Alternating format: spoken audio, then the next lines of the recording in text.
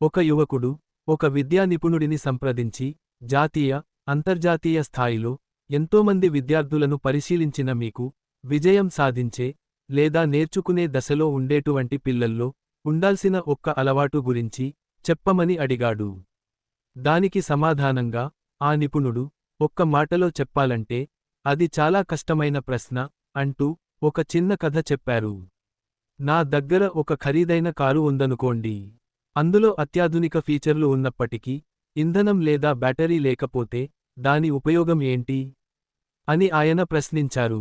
యువకుడు దాని ఉపయోగం శూన్యం, అది కేవలం పక్కన నిలిచిపోతుంది అని బదులిచ్చాడు. సరిగ్గా చెప్పావు. నేను ఆ కారును వాడకుండా ఎండకు వానకు వదిలేస్తే కొన్ని రోజులకు దాని పరిస్థితి ఏమవుతుంది అని అడిగారు.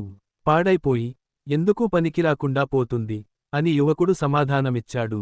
ఆ నిపుణుడు మాట్లాడుతూ పిల్లల విషయంలో జరుగుతున్న ప్రమాదం ఇదే. మనం పిల్లలకు అన్ని సౌకర్యాలు, ఉత్తమ కోచింగ్ ఇన్స్టిట్యూట్లు అందించి అంతా చేశామనుకుంటాం.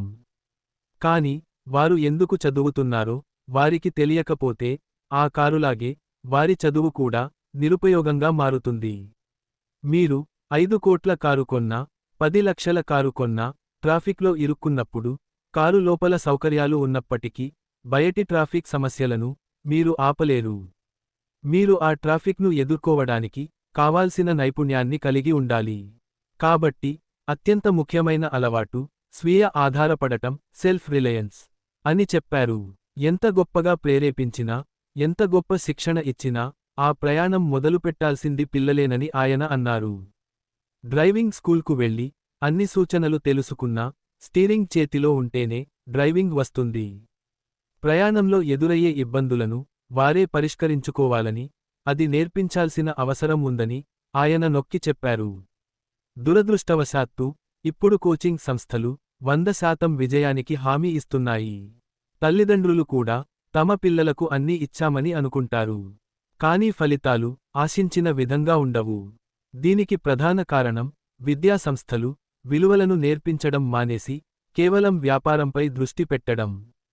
తప్పుడు మార్కెటింగ్, అసత్య ప్రకటనల వల్ల విద్యార్థుల ఆలోచనా విధానం దెబ్బతింటుందని ఆయన ఆవేదన వ్యక్తం చేశారు.